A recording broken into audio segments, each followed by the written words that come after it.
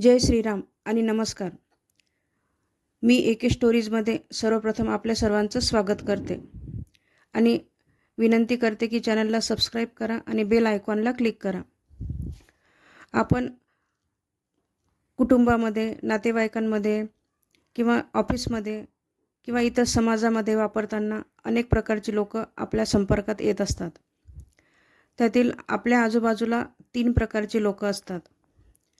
एक म्हणजे परतफेड करणारी लोक, म्हणजेच त्यांच्यासाठी तुम्ही काहीही केले तर ती लोक लगेच त्याची परतफेड कशी करता येईल याचा विचार करतात.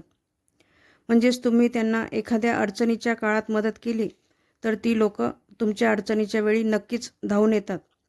अशी लोक अडचणीच्या काळात नेहमीच तुम्हाला मदत करतात. दुसऱ्याच्या ऋणात राहायला अशा लोकांना अजिबात आवडत नाही. दुसरी म्हणजे सतत काहीतरी घेत राहणारी लोक. ह्या प्रकारच्या लोकांना फक्त घेता येतं. हे लोक दुसऱ्यांकडून सतत काही ना काही घेत असतात. दुसऱ्यांचं प्रेम, इमोशन्स फक्त आपल्याप्रती असावं असं या लोकांना वाटतं, किंवा दुसऱ्यांनी आपल्याला पैसा द्यावा अशी त्यांची अपेक्षा असते. दुसऱ्यांनी सतत आपल्याला काहीतरी मदत करत राहावी असं या लोकांना वाटत असतं. पण आपणही दुसऱ्यांना काही द्यावं असं यांना कधीच वाटत नाही. या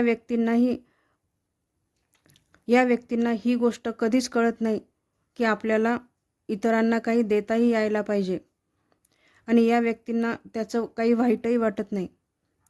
ह्या व्यक्ती फक्त स्वतःचाच फायदा बघत असतात.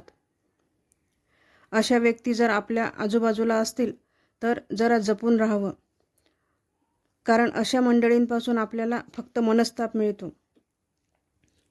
आणि तिसऱ्या प्रकारची लोक म्हणजे देत राहणारी, म्हणजेच ह्या लोकांना फक्त देता येतं. ह्या प्रकारच्या व्यक्ती सतत दुसऱ्याला काहीतरी देत राहतात.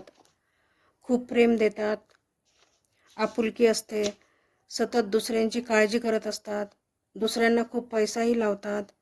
जितकं देता येईल त्या सगळ्या गोष्टी देत राहतात. अशा व्यक्ती इतरांकडून मला काय मिळेल याचा कधीच विचार करत नाही. दुसऱ्यांकडून कोणतीच अपेक्षा ठेवत नाही. इतरांसाठी सतत काहीतरी चांगलं करत राहतात. म्हणून ह्या व्यक्ती देणाऱ्या असतात आणि ह्या व्यक्ती स्वतःच्या स्वार्थाचा कधीच विचार करत नाही. निस्वार्थपणे दुसऱ्यांना मदत करत राहतात. मी सांगितल्याप्रमाणे तुम्हाला तुमच्या आजूबाजूला कोणत्या प्रकारच्या व्यक्ती दिसतात आणि तुम्हाला कोण जास्त आवडतात ते कमेंट करून नक्की सांगा. आणि व्हिडिओला लाईक, शेअर नक्की करा. धन्यवाद.